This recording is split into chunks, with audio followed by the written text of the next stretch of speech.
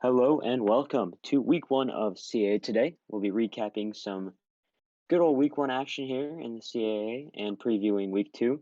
With us today, we've got Plaque, former national champion and currently consensus number one in the FCS. Plaque, you want to say hi? Introduce yourself here. Hello, everyone. My name is Plaque. This is the first time representing on the pod. Thank you, Dor. And yeah, I'm excited. All right, with that, let's get right into it. Week one review here coming right up. First game on the dock, we've got Towson taking on Prairie Valley A&M, and great game for Towson here. Everyone's expecting a bounce back season, and it was a big bounce back. Towson jumped on the lead early, 14-0, at the end of the first, and never looked back. Final score 33-20 there. Good start for Mr. D back in lockdown in Australia, and so we'll see if he can get back there. Any thoughts from the CA North on that one? Is Towson a contender now?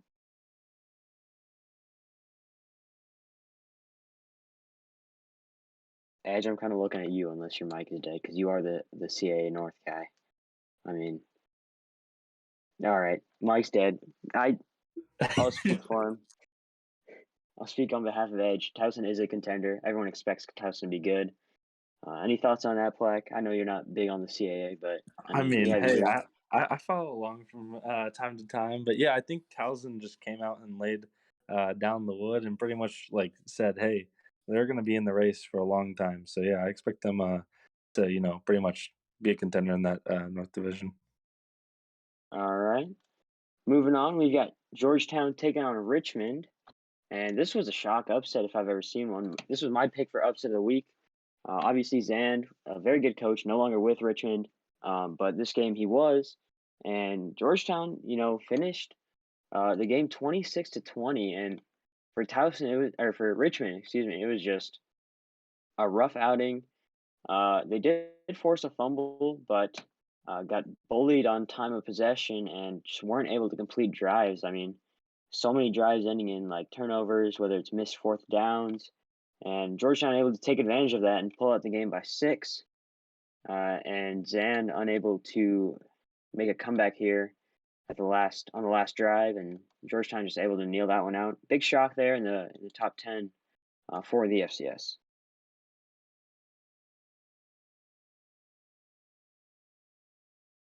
I'll keep chugging on. Yeah, go for it.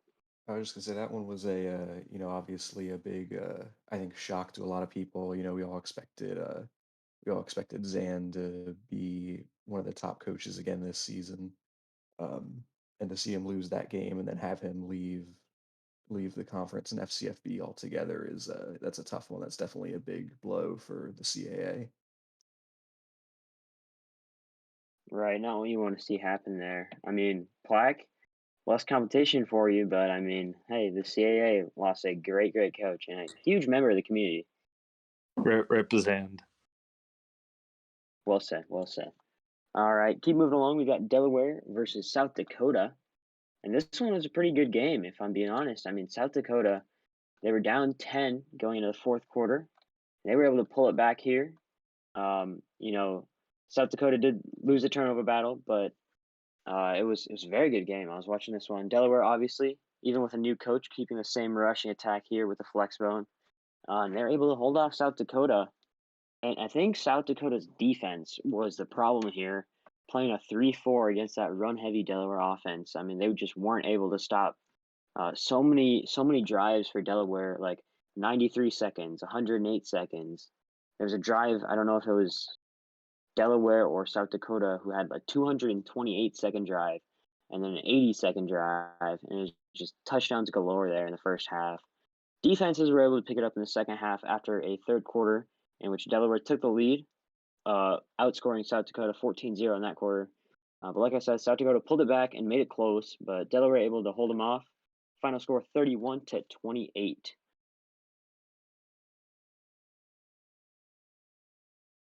Keep moving here. Got next game here, North Dakota, not North Dakota. New Hampshire taking on Villanova. And I mean, this game kind of went as expected. New Hampshire is a top five coach with a stifling defense. And so Villanova only able to put up 7 points on the board there compared to 24 for New Hampshire. Hey, do you want to talk us through that tough game? Yeah, I appreciate everyone who backed me going into that one, but that was always going to be a losing battle, especially from the first couple plays of the game. Um, UNH is a really good team, and honestly, I can take some pride from saying that I held them to so few points. I like to score more, but it is what it is, and I'm not taking it too hard. I'm just moving on, hoping to get that one past me and finish out or go through the rest of the season strong. It's a good way to look at it. Next up, we got William and Mary with their new coach, Matt 17, taking on Eastern Kentucky. And just a clinical game from William and Mary. They were scoring points when they needed to. They led 17 to 7, and then were just able to finish the game out 27-17. Nothing really of note there in that game. I mean, it's just a pretty basic FCS game. Moving on, though, we've got Harvard on Delaware State. Sorry, Harvard, Delaware State. And this game was pretty interesting all the way down to the wire. Matt, you want to talk us through this game?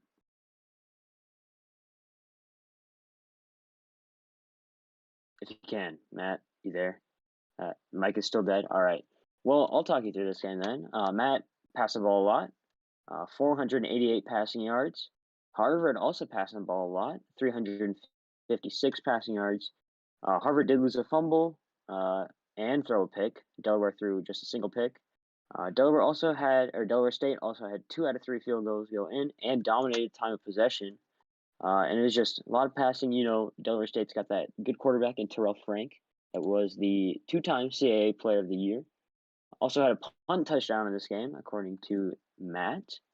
The first, in the second drive, punt touchdown to get the scoring started there for Delaware State, and just great game from them. Final score 42-35. Next up, we've got Duquesne taking on Stetson. In this game, I don't believe it finished, or if it did finish, nothing really happened. I think there was a delay of game penalty, or the deadline hit. Yes, the deadline did hit. Duquesne won 29-15. And for Val, it's just a good win there. She struggled last year, and so to get her back on board here with a win against a decent coach in Hat, who was ranked pretty highly 2 seasons ago. It kind of fell off, but we don't talk about that. Next up, we got Morgan State taking on Missouri State. Once again, pretty boring game, pretty basic. I mean, Morgan State did what they needed to do and pulled out the win there, 37-26. One thing to note in the fourth quarter, Missouri State was starting to string points together. They scored 20 points in the fourth quarter, Missouri State did. But Morgan State able to score enough and early on in the game and keep them out of reach. At halftime, the score was 24-0. The final score was 37-26. Keep going along. Robert Morris taking on Portland State, and Robert Morris did lose this one, 35-28. Pretty close one for Howie, but unfortunately just not able to get the job done. Portland State poured points on in the second quarter. The score was 27-7 at half. Howie came back, scored 14 in the third, but just unable to capture that final touchdown when he needed to, and ended in a loss there for Robert Morris. Keep moving along. We've got VMI taking on Northern Iowa, and pretty good game here from VMI. I mean, did what they needed to do. They matched points with Northern Iowa in the first and second quarters, and pulled it out by a touchdown late here in this game. Able to run out the clock there at the end. Final score was 31-24. Next up, we got my game. James Madison taking on Valpo, and I have to give credit here to my defensive coordinator, Canner. Connor just, 2 fumble return touchdowns. 2 750 diffs on his popular meme number. So don't call that when you're playing Canner because you will lose the ball. This game did end up going to overtime after Valparaiso was able to put up 10 points in the fourth quarter compared to 0 from James Madison. My offense kind of stifled out there.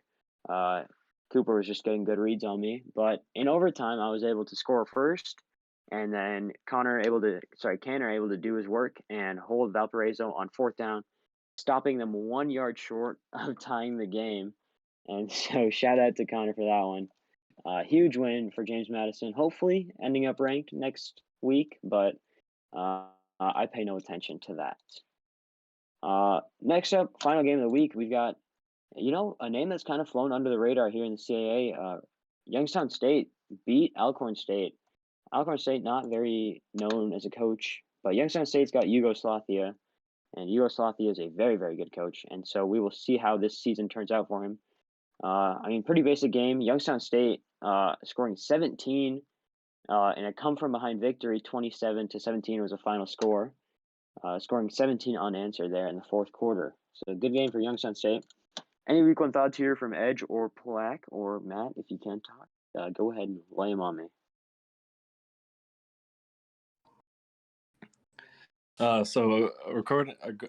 Regarding that Youngstown State game, Alcorn, talking about the Big Sky Star division, they just didn't have a good start. They went 0-6, but Alcorn was not expected to do that poorly. But yeah, Youngstown does have a great coach, and I thought it was a little bit closer. I thought it was one was 3-point game, but yeah, Youngstown showed that they are the real deal. Yeah, I definitely think Youngstown State's a team to keep an eye on. I think a lot of people picked me as the favorite for the North coming into the season, but I definitely think it's anything but I think it's mine to lose after last season, but it's definitely not a one horse race. Yugoslavia is gonna bring everything he's got, and I expect it to be a tough race all the way through the season. And just with the rest of the games, it's great to see the conference win 9 out of 12 games, and I just hope we can keep it going into this next out of conference week. Right, yeah, that was something to notice here. The CAA South went, I believe it was 5-1. The only loss being, of course, Richmond to Georgetown. CAA North went 4-2 with um, Villanova falling to a very good coach in New Hampshire, obviously, and then we had Robert Morris fall to Portland State there. Moving on, we've got power rankings here from the coaches poll in the CAA. Number one here is Delaware with 2 first place votes. Got Coach and Was Up taking them to the number 1 spot. Number 2, we got Villanova still receiving a first place vote even after a tough loss to New Hampshire, which is very well deserved. It's not an easy task to beat New Hampshire. Third, we've got Towson making a huge jump from the end of last season to where they are now, with 28 total points. James Madison at 27. After James Madison, Youngstown State right behind in 5th at 26. VMI with 20. Delaware State with 19. William and Mary with 17. Duquesne with 13. In the bottom 3, Morgan State, Robert Morris, and University of Richmond. Any thoughts on those before we keep chugging along here?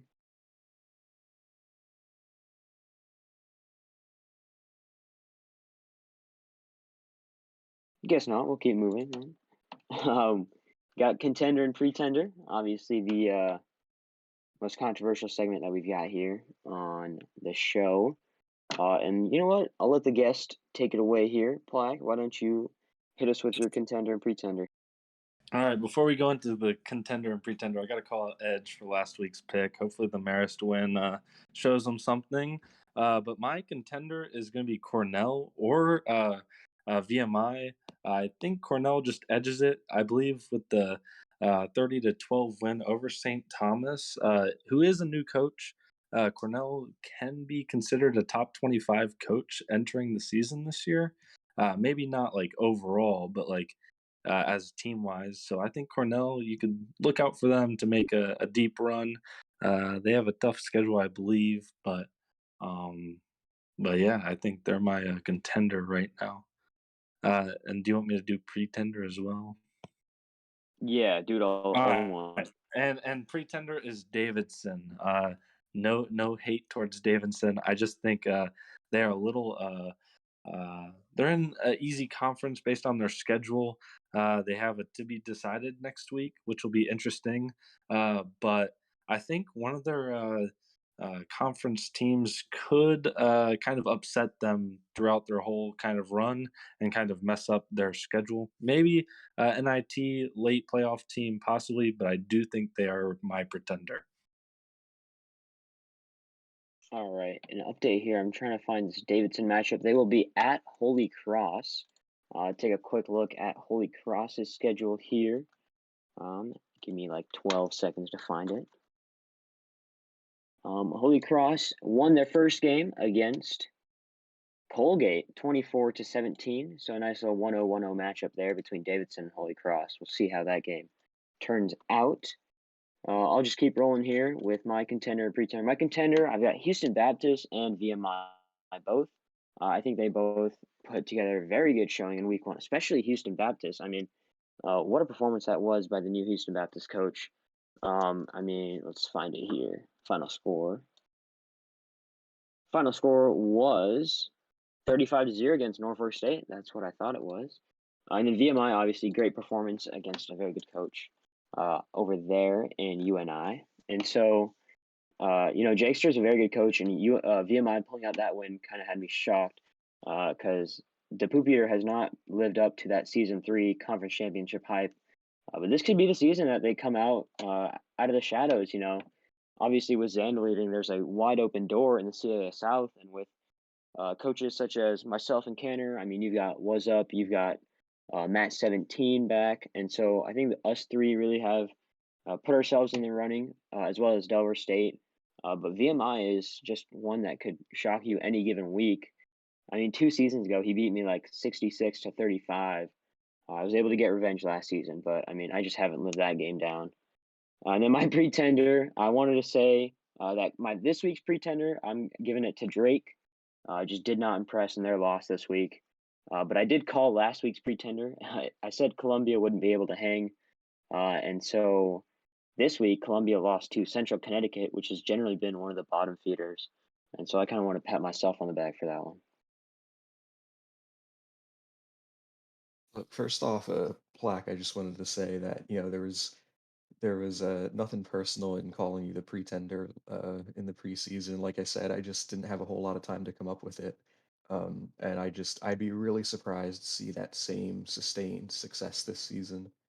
But for this week, I'm actually going to go with Davidson for my contender. They had a really good showing against Kennesaw State, who's always a good team. They're always up there towards the top of the rankings. That really impressed me. And then for pretender, I'm kind of taking a cop out answer, but Richmond, I mean, we don't know who's going to come in as uh, presumably a double dipper to coach Richmond. Um, but just with everything up in the air there, there's no way they're going to stay in the rankings. That's fair. We'll keep moving along here. I'll read out Matt's because he does have them in here.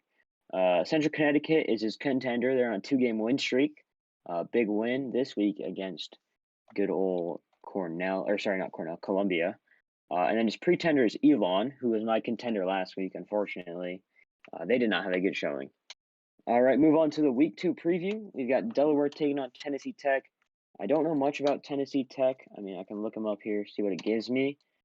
Tennessee Tech lost their first week matchup against Western Illinois, who is a very good coach. And so, not much you can pull from there. I'm taking Delaware, was up, cements himself as the CAA South frontrunner. Big win for him today. I'm thinking like 35-14. Yeah, I'm gonna go with you there. Like you said, I don't know a whole lot about Tennessee Tech. Um, but yeah, I'm gonna back the CAA and was up to win that one. I'll say 42-14. And I will also follow that. I do believe Delaware is going to lay a smackdown on Tennessee Tech. I'm going to say a little bit bolder. It'll probably be like 38-14 is my estimate. Next game here, we got Delaware State taking on Elon. Elon lost to Sanford in week 1. Sanford is a pretty decent coach. They will be ranked probably, I think, top 20 at least top 20. Hopefully, top 15 is where I have them in the coaches poll. But I'm still taking Delaware State. This is kind of like a rivalry game. It's developed into one. They always play each other, and Matt always puts up a very good offensive performance. And so I'm back on Matt again here. High fly. I'm saying like 56-49 up there in the scoring. Yeah, I know Matt's had his ups and downs the last couple seasons, kind of not quite being able to put it all together last season. Um, I think that Delaware State offense is gonna fly in this one. I'm gonna take Delaware State in a pretty close one, but it's gonna be a high scoring. I'll say 49-45. And I will follow like the group has gone already. I will take Delaware State and that. He will jump to 2 games overall above 500 as a coach and will win 45-38. All right, next up is Lehigh taking on Duquesne. Lehigh lost their week 1 matchup against the new FCS program in Rio Grande Valley. And I'm going to take Duquesne to ride that win against Stetson. I think it's going to be pretty low scoring. Duquesne does not have one of the best offenses, but I think they do enough to win 21-17 in a close one. Yeah, I guess this is the one where I'm gonna have to be the contrarian here. I know the MAC has its struggles, um, and as good as it is to have Val back at Duquesne, they've just never quite been able to get a good run going. Um, and as much as I'd love to see a Duquesne win here for the good of the conference, I'm gonna take Lehigh again, like you said, low scoring, 21-18. I will continue the trend with Dora at least. I believe the CAA starts off the week 3-0 in these first 3 matchups. And Duquesne with Val wins a close one. I'm going to say 17-13 this time. Go a little bit lower. All right, next game is my game, James Madison at Indiana State. And I'm actually going to pick against our team here, unfortunately. I'm not going to try and throw the game here. Obviously, I want to win.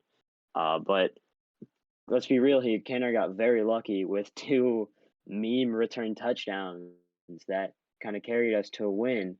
I have to state that my offense was not the best in that game, and hopefully I improve. But just we got very lucky last game, and I don't see it happening again. I think it will be close and pretty up there in the score. I'm thinking somewhere around like 31-28, maybe 35-31. I just don't think we can pull this one out and have the same luck we did against Valparaiso. Yeah, this one's actually one I'm really keeping my eye on. I know Shake's back at Indiana State, and I don't really know what to expect from him in this run. Um, he's historically a pretty good coach, but started the season ranked, but I don't know the kind of effort he's putting in this second run here. And because of that, I'm going to back James Madison. I think it'll be a pretty close one. I'll go 31-21. I will also back James Madison. I believe the CAA starts off hot this week with 4-0. I believe the close games only make you tougher. So I believe it's going to be another close win. I'll say 31-24. All right. Next up, we've got Stetson taking on Richmond in Vietnam. And obviously, Richmond's coaching situation is a mess right now, so I'm taking Stetson. Uh, Petra did not put up a great performance last week, but I think she recovers well here against a new coach, whether it's a double dipper or we somehow find a new sign up in like the next 24 hours. Oh, and Yeah, score pretty big one for Stetson. yeah. I mean, I think it's hard to take Richmond here when we have no idea who's going to be coaching. For all I know, it could be a great double dipper coming in. Um, yeah, so just without knowing the coaching situation at Richmond, I got to take Stetson pretty big. I'll say 38-14. And I will follow along. I think Val and Stetson takes over a unknown coach at Richmond, and I'll say 35-10.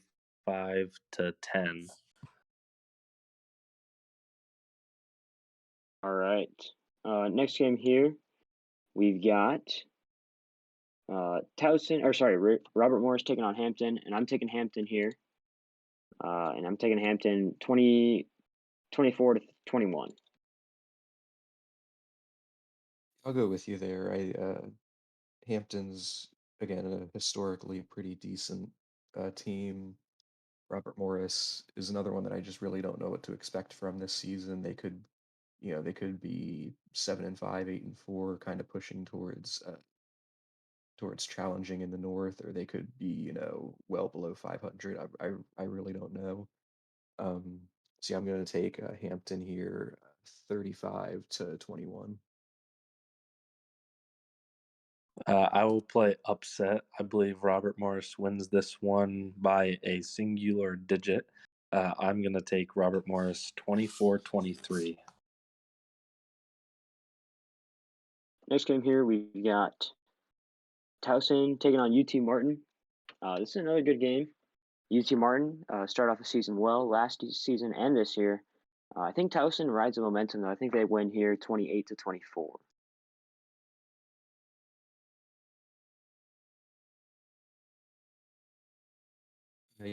And for weeks now, even since last season, that this one's going to be the comeback for Mr. D at Towson. Um, and I'm just going to stick with my gut and say he's going to keep riding this. I'm going to say he's going to win pretty big. I'll say 38-28.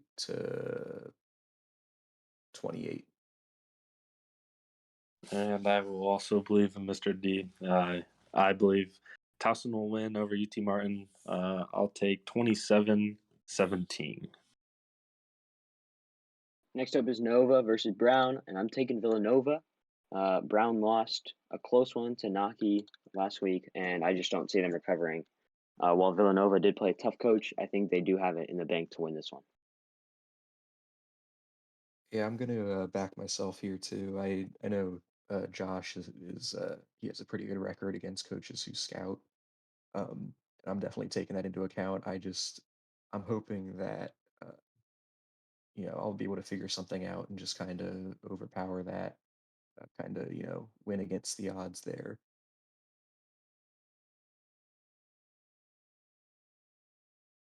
I also think I'm a back Nova. I'm calling it 11-1 towards the end of the season. That's going to be the watch. But since Josh called me out, I'll go Nova 35-24. All right, next up, William and Mary taking on Eastern Illinois.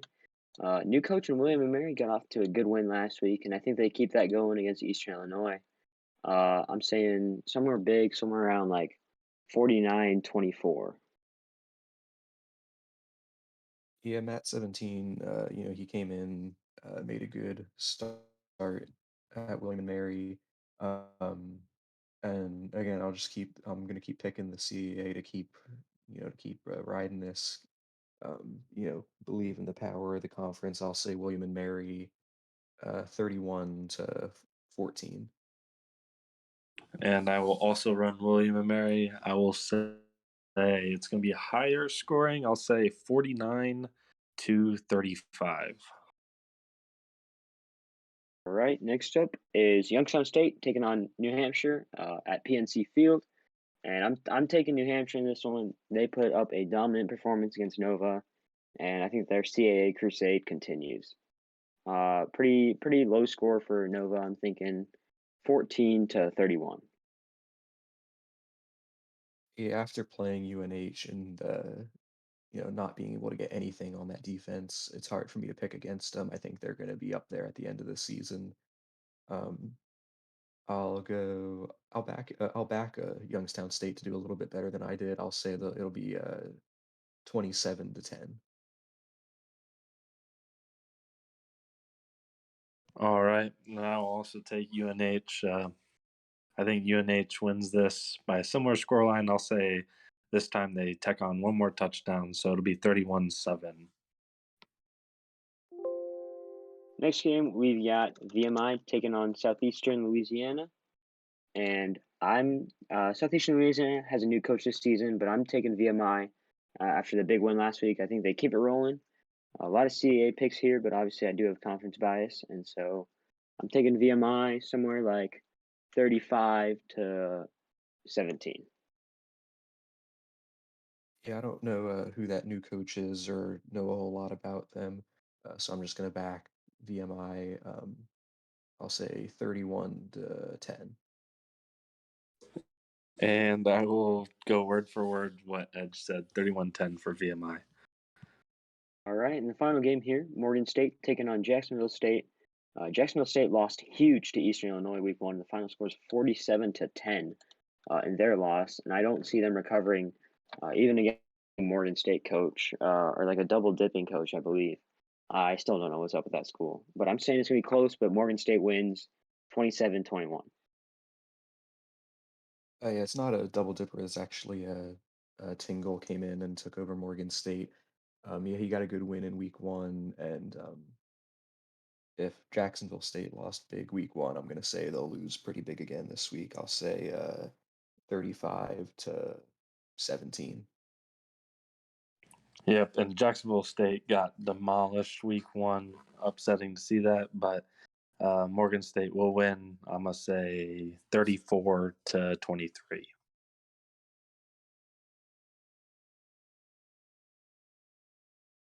All right, and it looks like I'm gonna take over the odds makers talk for this week. So let's see. For game one, we had Western Illinois, or for game one, we have Western Illinois, Jackson State. We got to pick over under at 65. Um, and I think for that one, I would have to back Western Illinois. I know Jackson State got a good win week one, but I'd take the pick 'em there, and I'll probably go with the under for that. Yeah, I would also take the pick 'em for Western Illinois, even if it was like a -3 spread towards Western Illinois. I'd still take it. And I would also go the under. I know Western Illinois doesn't score a whole heck of a lot, and the Jackson State, being a new coach, who knows if they can keep the defense up. So if they keep their defense at top notch, I expect a low scoring game. All right, then moving on to game two, we got Marist at 0-1, favored by half a point over Illinois State, and the over/under at 65 in that one too, it looks like. Um, and I'd probably take Marist to cover that spread. I expect them to bounce back after a loss in week one, and um, I think I'd probably take the under on that one also. Yep, I'm thinking right with you. I think Marist backs up their week one loss with a win. I'll take the spread and the under for game two as well. All right, then we got game three, Tennessee Tech, uh, the 3-point underdog at Delaware. And I mean, I picked, in our predictions a couple minutes ago, I picked Delaware to win by more than 3 points, so I would take that. And the over under at 59, I'll take the over on that one. I expect that one to be not high scoring, but I think they can get over 59. Yeah, I forget my point prediction, but I definitely backed Delaware, and I would probably take the over. I think it probably sits at a 60 to 63 point game right there. So close over. And then in game four, we got Presbyterian at Northern Iowa. Northern Iowa's favored by 3 points, and the over under on that one's at 58.5 points. Um, I'd I'd probably take Northern Iowa in that one. I forget who the coach is, but I mean I know they started ranked, and I know they're good. I just can't put a name on it right now. Um, and I take the over in that because I know with Presbyterian, I just expect that to be a high scoring game. Yeah, I'm taking the over as well, but I'll take the Presbyterian underdog for this. I expect it's going to be, a one score game, but Presbyterian can cover that. So. All right, and then in game five, we got Valparaiso at Houston Baptist. HBU favored by a point and a half. Over under at 54.5.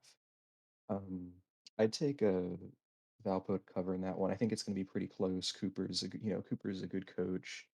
Um, hasn't put it all together and made a playoff run or anything, but he's a good coach. I think he's going to put up a good fight in that one at the very least. Keep it close.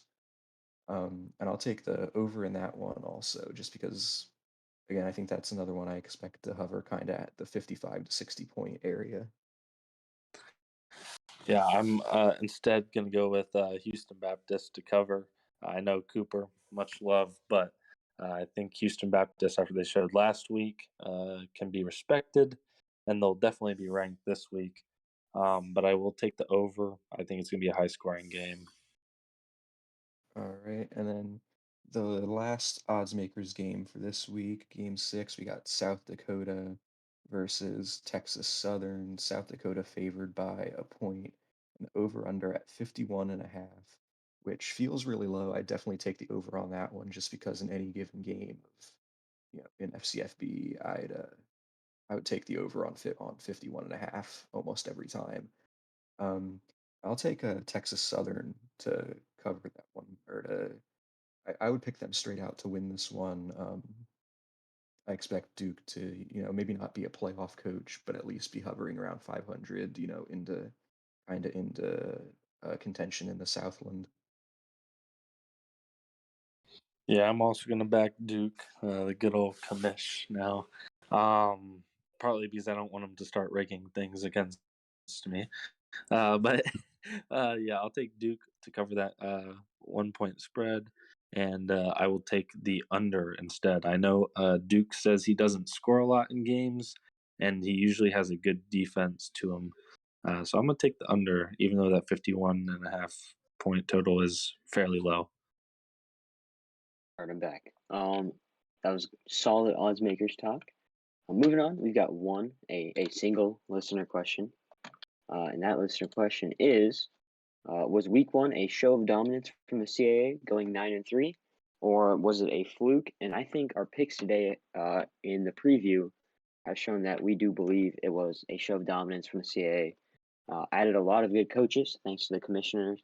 And I think we can keep this ball rolling. I mean, we've got a ton of good coaches, and so especially in out of conference play, I think the CAA should be heavily favored. Yeah, Matt and I worked really hard to bring in, the best coaches we could get.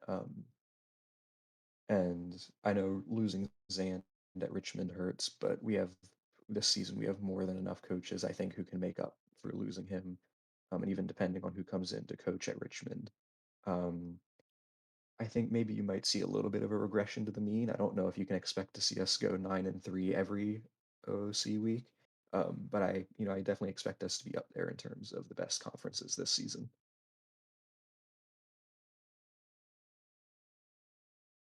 Yeah, I think if I did my predictions correct, I think I picked a 9-3 week again for the CAA. So I do think this is a show of dominance from the CAA. I expect around 4 or 5 playoff coaches towards the end of the year, but it will be a tough division to win. So Yeah, and we're talking about it now. That South Division is rough, depending on who comes in for Richmond. Even without that, you've got me and Canner.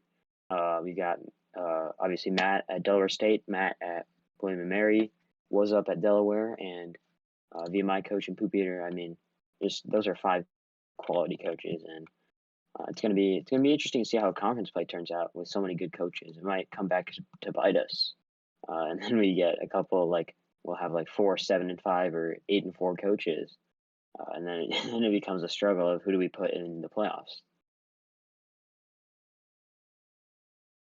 yeah, but I think the strength of schedule allows a lot of these 8-4, 7-5 coaches to sneak in with even the late spots, and then if you make noise in the playoffs, then it's all that matters there if you start hot towards the playoffs. That's a great point to bring up. Anything else from you, Edge Plaque? Thanks for joining us today. Any last thoughts before I end this thing? No, just to add to that, like you said, the South is definitely setting up to be a bloodbath. I definitely think we got several teams that are looking at least to be fringe for the playoffs come the end of the season there. And even in the North, I mean, if you look at you got myself at Villanova, Youngstown State, you got Mr. D possibly looking at a big bounce back season at Towson. And we got a couple, we got a Tingle who had a really good win week 1. We don't know what to expect from him exactly, but I think even the North, it's not as locked down as it might look from the outside. All right. Well, that'll wrap it up for week 1 of CA Today. Quick shout out to Cause, by the way, Lehigh coach, telling us that he listens to the pod at work. Appreciate the love. And if that's all, you know how it is if you're watching this on YouTube. Peace out. Subscribe to that fake college media channel so we can make money, and it'll go straight to the pockets of Camel. Peace out.